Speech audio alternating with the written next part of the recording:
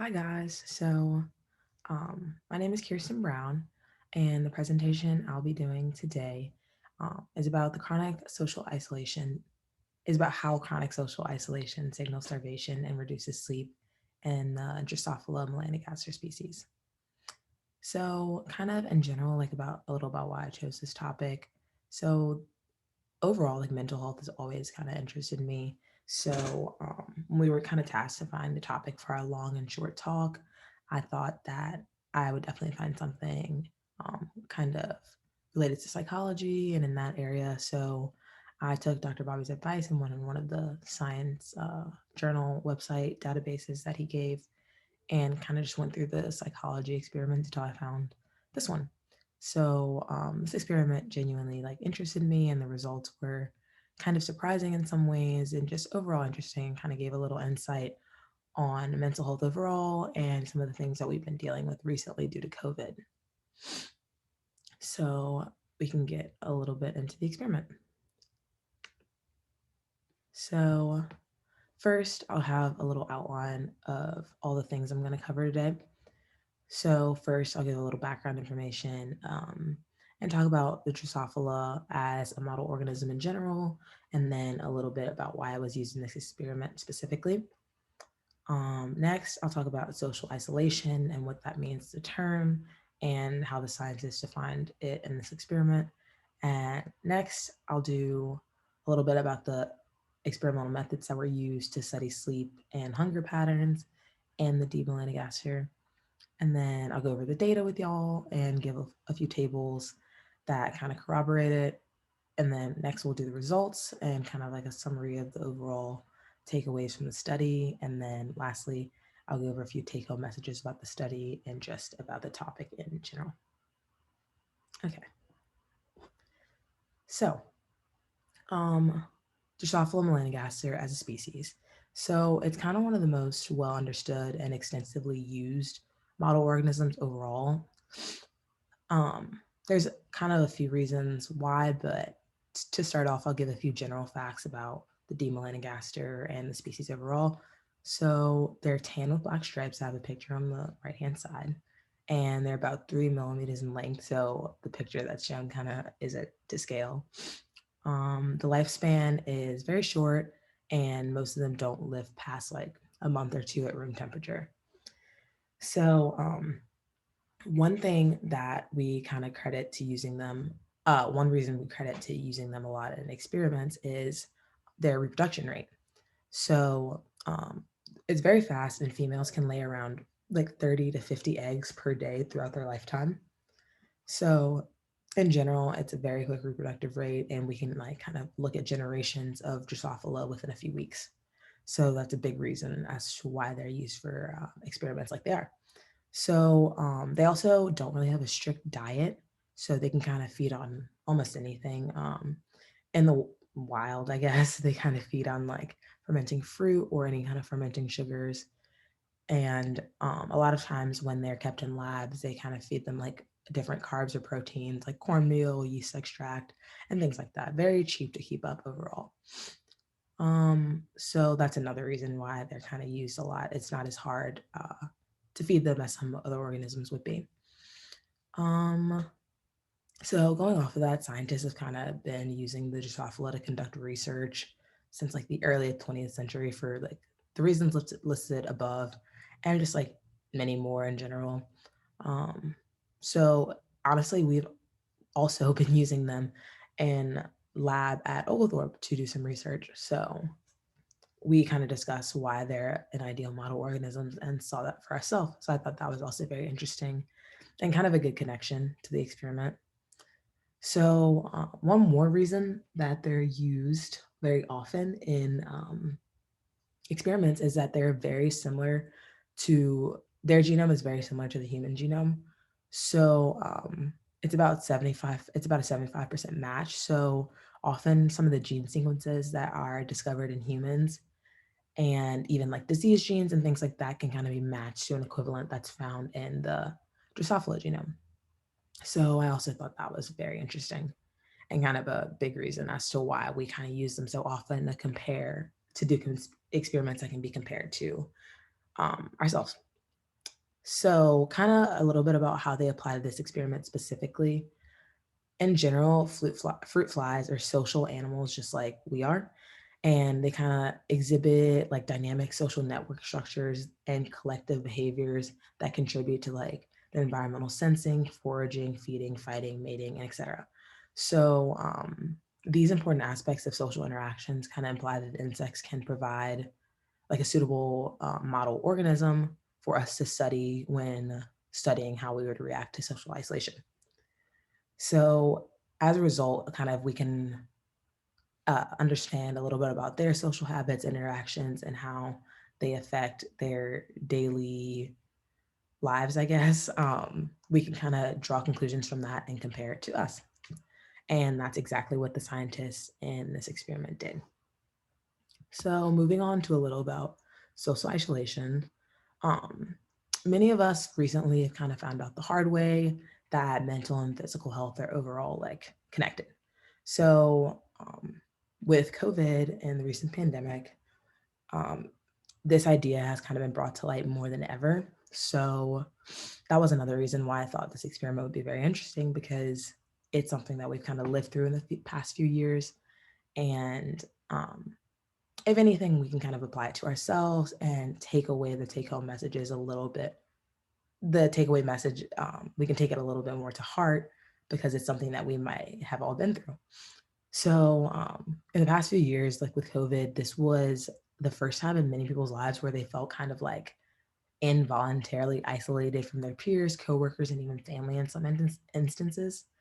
And so the overall reactions from this weren't very positive. So many people were just kind of greatly affected overall, and a lot still haven't fully recovered or adjusted from this isolation period. So I feel like this is why a lot of experiments like this that are analyzing the kind of effect of mental health on physical health are becoming increasingly popular because um, we're we've drastically been paying more attention to them. So and it's important to understand the relationship between mental and physical health, between social interaction and mental health. And yeah, so that's why I feel like experiments like this have become more popular recently. So when researching, I chose this topic because I felt like it was one that would kind of hit home and just be more than like a generalized experiment. So I could easily see a direct link between my life and like our current lives and the experiment and the ideas behind it.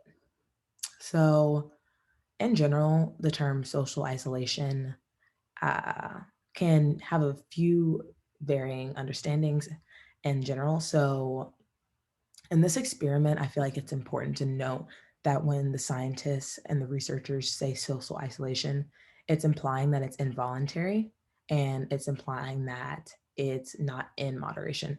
So, a lot of the times when we think of like isolating ourselves socially, some of us don't see it as the worst thing ever. And it can kind of be like, oh, like taking a break and just taking some alone time. But that's not what's implied when we're discussing social isolation in this experiment. So, yeah, I just kind of wanted to clear that up and say, like, when the scientists in this experiment define social isolation, they define it as involuntary and not in moderation. So that was a key part to understanding that. So moving on to kind of social isolation in this experiment specifically. So there are kind of categories ranging and how they defined it. So socially enriched is would be the group treated flies. Acutely isolated would be flies isolated for around a day. And then the last category, which is chronically isolated, which are the isolated flies for around 7 days. So that's kind of the breakdown about how the flies are grouped. So now we can get more into the experiment.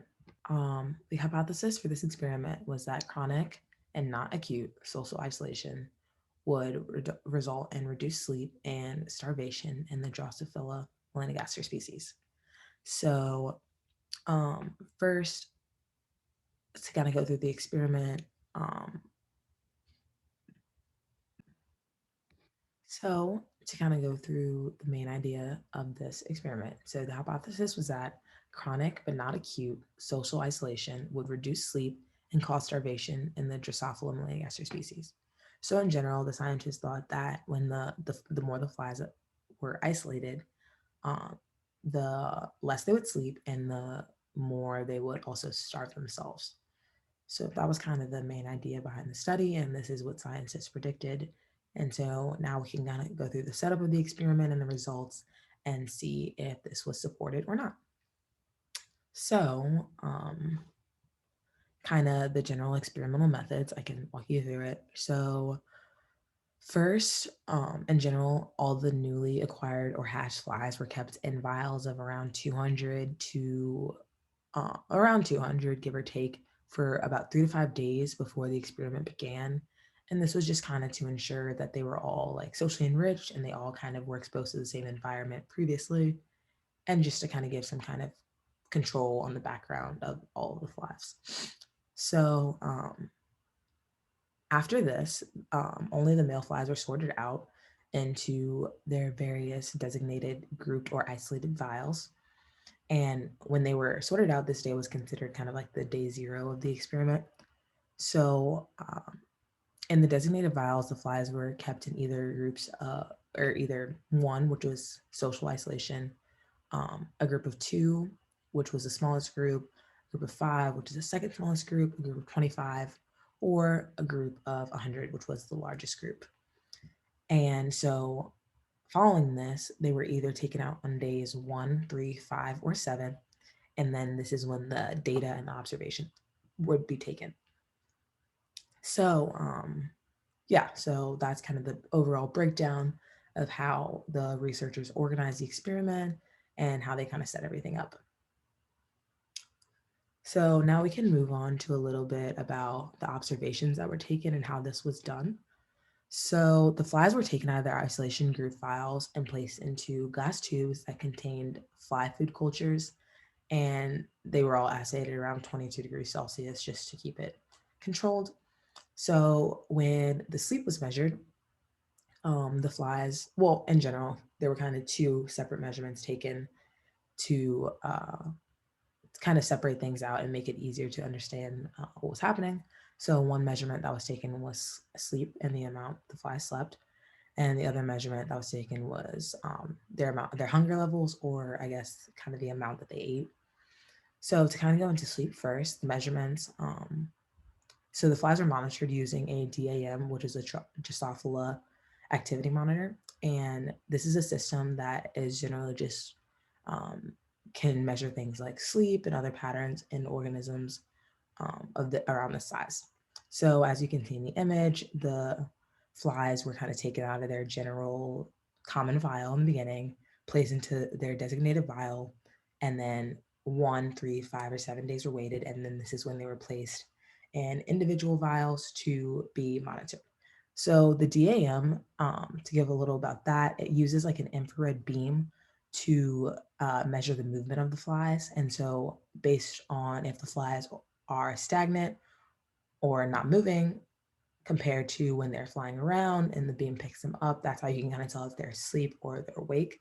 So asleep in this experiment would be considered when the flies aren't moving.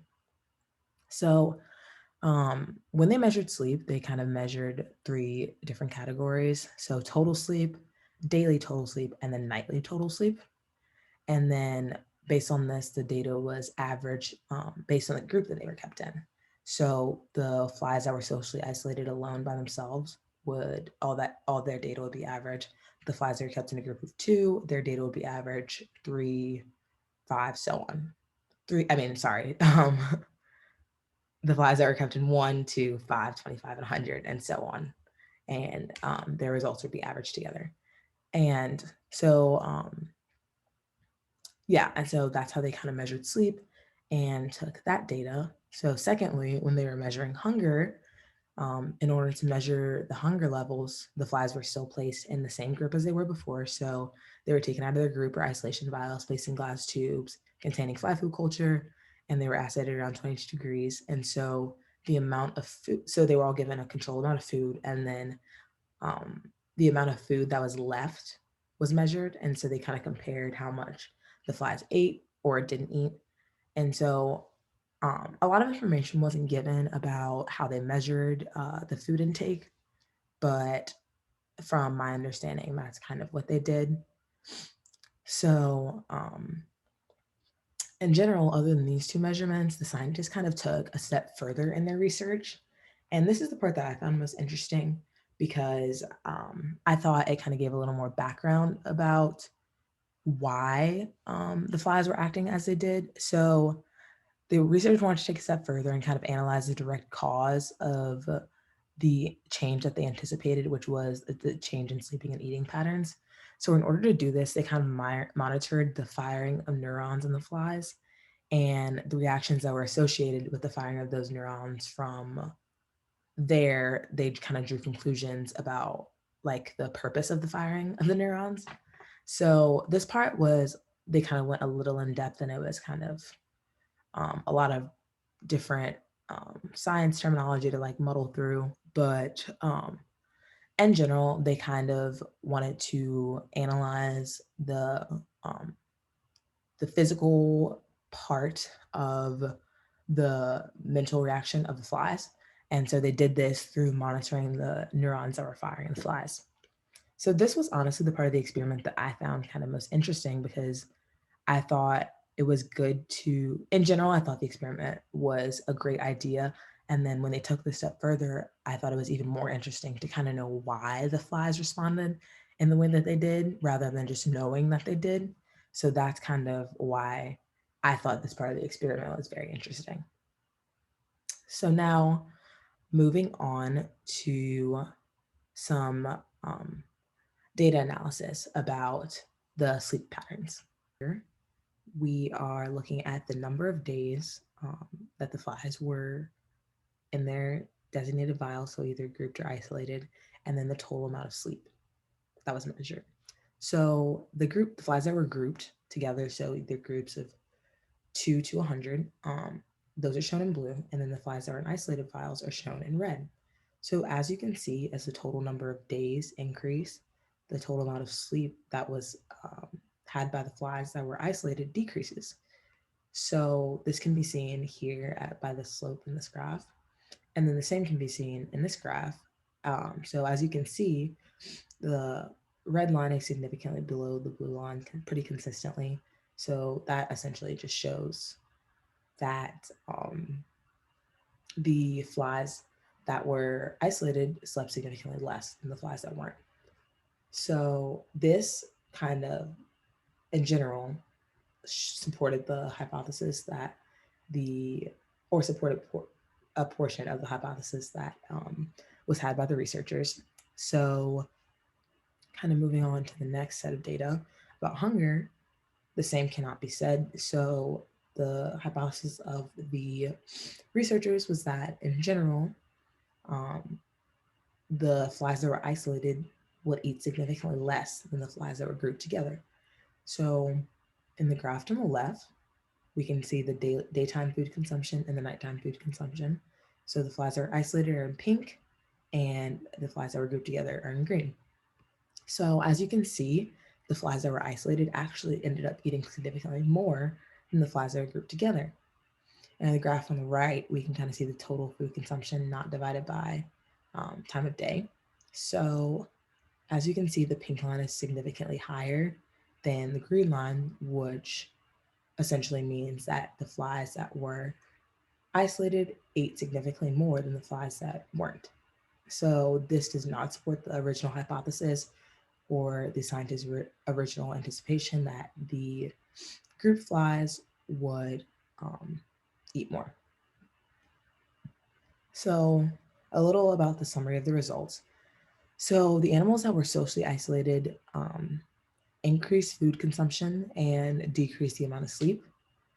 And so this does not agree with the original anticipation of the results. So chronic social isolation, in turn, we can say that chronic social isolation reduces sleep and promotes feeding through the neural activities of the fly.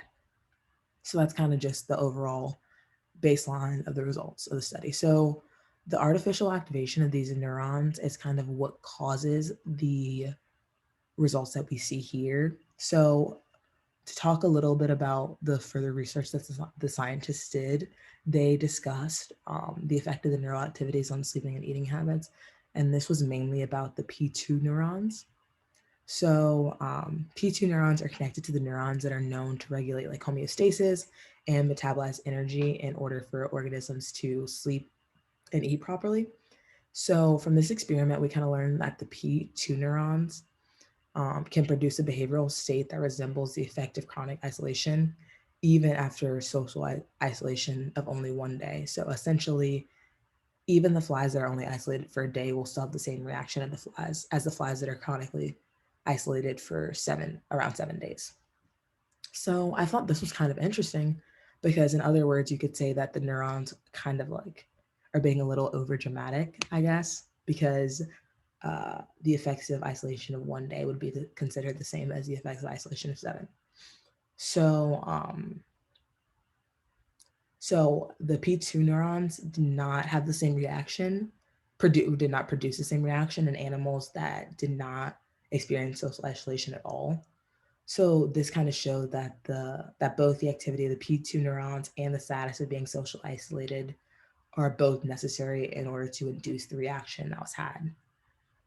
So, kind of to move on to a few take-home messages, we can say that extreme or drastic changes in social habits can greatly affect physical health, which um, we can see in this experiment because the flies that were suddenly isolated and not in moderation were greatly impacted physically and mentally. And so, a little more specifically about the results, the implementation of social isolation in the D. melanogaster causes a decrease in the amount of sleep and an increase in the amount of food that's consumed. So that's kind of just going straight back to the results and stating the direct results that were a result of social isolation in the flies. And then lastly, physical health is not only dependent on physical factors, mental health can play a strong role too. So that's something we learned from this experiment and just in recent life in general. So essentially, physical health is not the only thing. Um, if physical health is not only dependent on physical factors, it can definitely be dependent on mental factors and overall like psychological factors. And I feel like that was kind of the most important takeaway that I took from this experiment. So we learned that through COVID, and now we can kind of see the science behind it. So that's it for my presentation. And here are a few of my resources. Thank you guys for listening, and I hope you all had a great semester.